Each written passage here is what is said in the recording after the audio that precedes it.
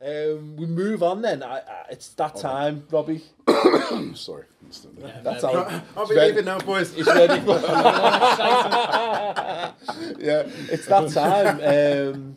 Look, Man United were flying high going into the weekends. They restored to their rightful place at the top of the league, and Arsenal, who looked down and out, were so dejected after the European game. But Arsenal came in and just blew United away. 20 minutes of magnificence.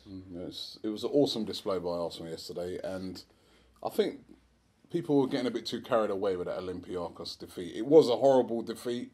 We were expected to beat them easily, but if you look at our form in the league, apart from that Chelsea game where, quite frankly, the referee, played a big part in that result, we've been playing all right. We've been getting good results. We beat Leicester last week, and I think the telling thing is that in that Leicester game was that Alexis was back. He scored a hat-trick in that game. Theo Walcott scored. He looked, he's been really playing well this season. And I really did think, and I'm not saying it's after the event. I did several, and Up TV, we did several collabo videos before it, and I said that I felt we're a better team, and I think we'll win because I think we've got better players. I'm just, and the way all the big players for Arsenal turned up. Mesut Ozil was absolutely amazing in the game. He just ran the game, his passing, the movement of Theo Walcott was absolutely brilliant. Alexis Sanchez, to me, apart from Aguero, is probably, to me, the next best player in the Premier League. And they all turned up, all the big players turned up. You don't agree with me? But No. Is that because he didn't come to Liverpool? No. Because he wanted to live in London, right? But no, Alexis is an amazing player. And I think we just, like you said, we just totally blew Manchester United away. They didn't know what hit them. And I didn't expect us to blow them away like that. I thought it'd be a closer game. But I did feel we'd win. I look at Manchester United's team. I think they're a good team. But they don't scare me as much as previous Manchester United's teams. Yeah. Last year, when they were playing us, I was scared of Di Maria. Yeah. I was scared of Falcao. All right, he didn't work out in the end. But I looked at that team, I was like, wow, they got some players there. Before that, the season before that, I'm looking at them, I'm scared. They got Van Persie. We know what he's like. He can score goals. The season before that, you're scared that they got Rooney on fire. I looked at the team yesterday, I'm like, what am I really that scared? Rooney wouldn't scare me if he was actually on fire these days. I don't know. But you get my meaning though. I was looking at the team yesterday, I'm like, Mata? Yeah, he's a top player. They've got a lot of good, very good players. But I'm not scared of Schweinsteiger. I think he's a good player, but I'm looking at older player to me on the decline. And I just felt that this was a chance for us to beat United, and we performed brilliantly. I thought the Schneiderlin out was a good midfield. I wonder whether you took the approach as it worked against us. You put Carrick and Schweinsteiger in midfield, class acts. And they basically they passed it around Liverpool's midfield at will, whereas I think maybe a bit more energy might have done it. But I think I agree with what Robbie's kind of saying, that was the most disappointing thing for me with the Liverpool Man United game, was that if we'd shown a bit more heart and fight, we might have got something out of it. Because again, I don't know how you feel, because it's been a very unfamiliar couple of seasons, hasn't it, as a Man United fan? I guess. I mean, was there a feeling prior to the weekend that, again, I was joking about it to some extent before, but obviously kind of. Like it's been parity's been restored, as though you're back to where you belong, or does it still feel like it's a work in progress? To be honest, I still feel like we are a work in progress. Fair enough, we were top of the league, but we weren't really playing very well.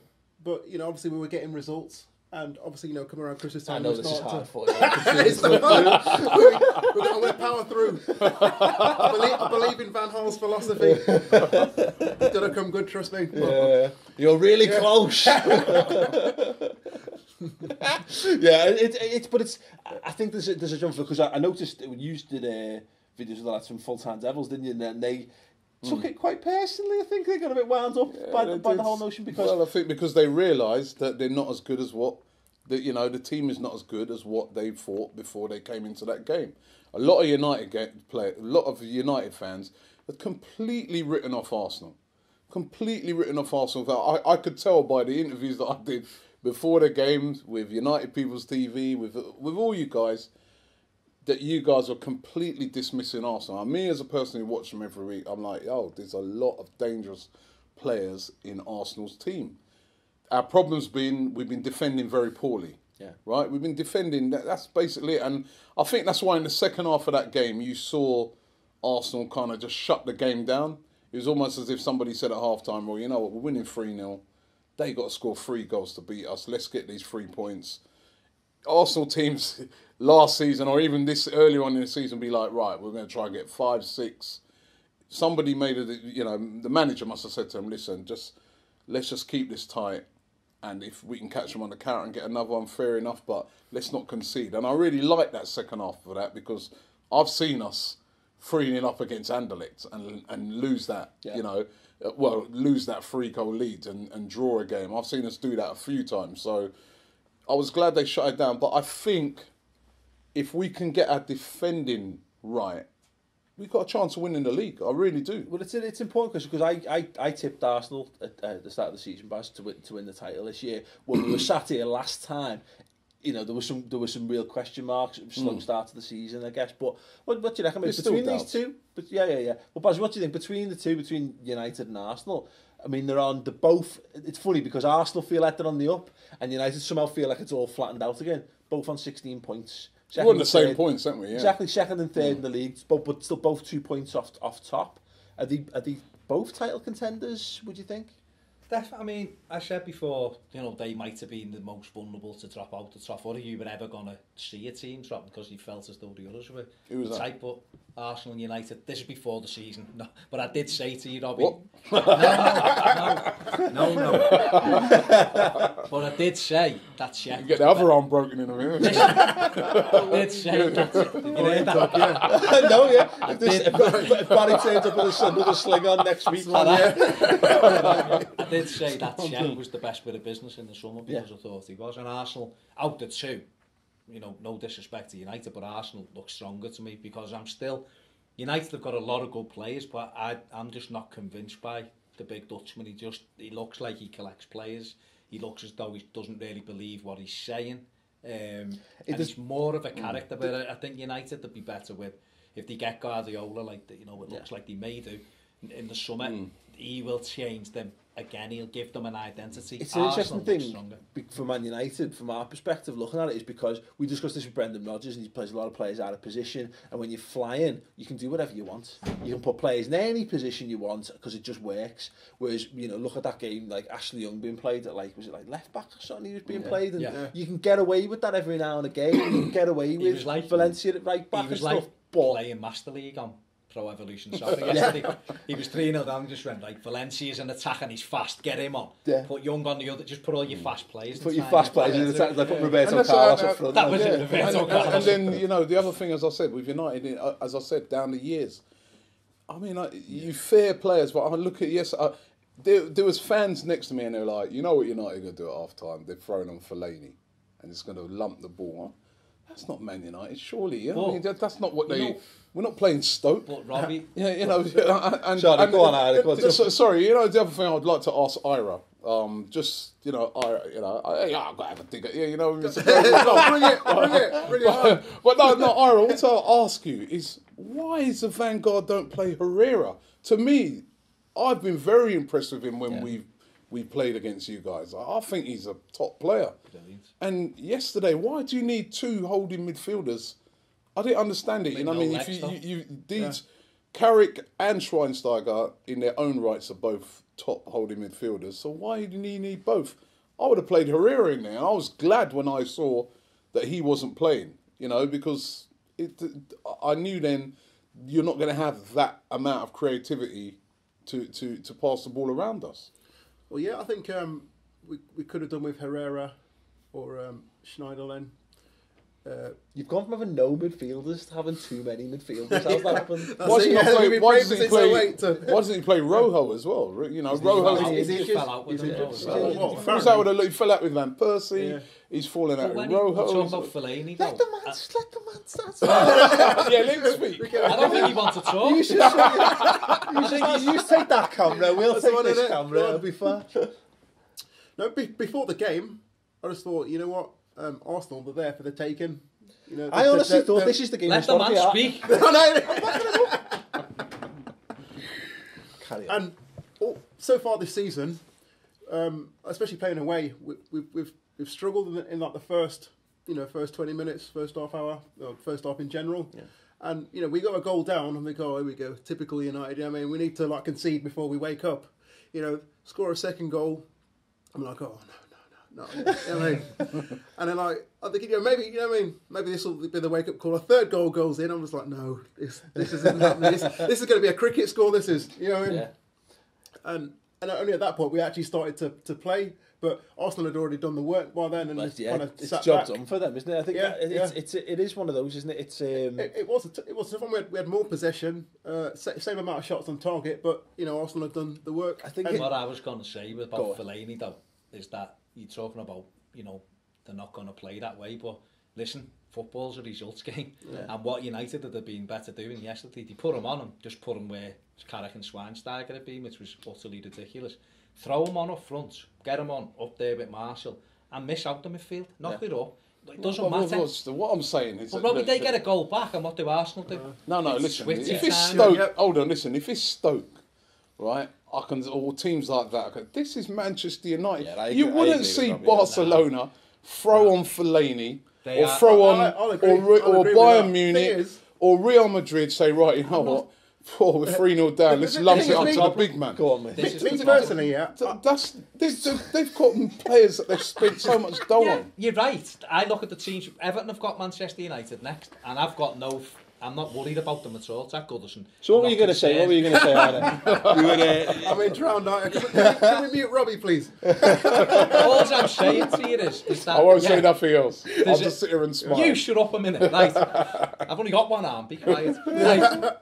I agree that shouldn't be Manchester United's philosophy to hit the ball long, but you're 3-0 down at half time. Yeah. Why put someone else on to just keep doing what you're doing? They were getting nowhere near us. I think the point is, I understand the perspective is you want it to be like Robbie's saying, but I guess because I agree with everyone to some extent. I'm thinking more. It's fine. It was fine last season, but it's another season now. It's your second season. Why is that still? Why would that? If you continuing to have that as your backup plan? But what took the pressure off Van Gaal last year? Well, he couldn't win a game, and he went at Preston away in the FA Cup. He threw Fellaini up front. The next minute, he scores a goal, and then United. He played up for a few games, and United went on a 6 or 7 match unbeaten run. You're 3-0 down. It's crisis. You're top of the league going into that. Yeah. They should have. Let's be honest. They should have been 4-0 down. Ramsey takes that down, knocks it in. It's 4. So at half time. You have to manage it properly. You don't say we're a passing side, so we're just going to keep passing it. That's Roberto Martinez. But I'm just trying to say for the team that we're talking about Manchester United here, and you know what, and I would say, listen, with regardless of what happened yesterday, and Irah did point this out to me yesterday, they are still on the same amount of points as Arsenal. Exactly it, isn't it? It's not a crisis. Arsenal needed that win more than what we did. Right? Absolutely. What happens if Man United do kick into gear? But I still think, it's not a crisis enough, but I just still think, looking at Manchester United's team, that I don't see a team to me that is not as good as the teams they've had previously. And for the amount of money that they've spent, about any team. You can say that about Arsenal. But I'm saying for you guys, the reason why I'm saying for you guys, because you spent lots and lots of money. So much money that I was thinking, I said to, was it you I said to yesterday, that somebody needs to get done for fraud over there. I don't know what they spent that money on. It's still early days. It's still early days. Well, it is still early though. It's still early. In regards to Fellaini, me personally, I'm not a fan of Fellaini. Some of the United lot like him. Me, nah.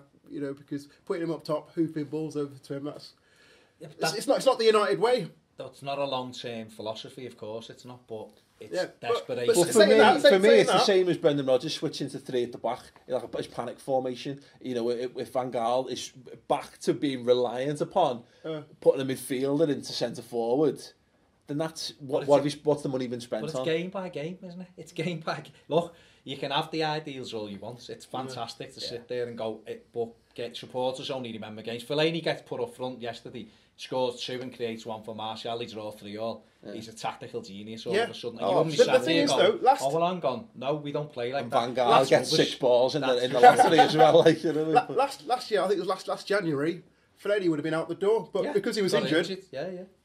You know, look, we couldn't sell him. I watched him for 4 or 5 years. I know you can have him all back. his traits, I know all his strengths and his weaknesses. He had the wig and everything. Yeah, but and the wig and all that. But I just think it was David Moyes' signing. Remember? Yeah, but like, it's those. It's like every time Fellaini comes on, it's like Moyes like secretly trolling us. To be fair though, I mean, he done great with Di Maria. He paid about 190 million for him, and he was. Right, so we'll wrap that up there. Let us know your thoughts on that then. You know, Arsenal, which the team is genuinely flying. Are they both title contenders? Both sat on the same points, and yet look at that. You can just see the disparity in the arguments as to which team is doing well. Arsenal flying, Man United are dreadful, and yet they're both on the same point. Did anyone actually say Man United's dreadful? Man United have been dreadful. I never said they're dreadful. Contenders. I've dreadful. Well, not dreadful, but you've not been. At no point of Man United played scintillating football. Nothing that harks back to anything that would be expected this United way that you refer to. But as I said to you, we were grinding out results. Well, no, exactly. You know, but that's what I'm saying is that you're grinding out results and you're basically second in the table. Yeah. Arsenal are now flying, free scoring, smashing teams off the park. And they're in the same point. The net difference is exactly the same. None are as good as Leicester, so it doesn't No matter. one's and who is a Leicester, nor who could be.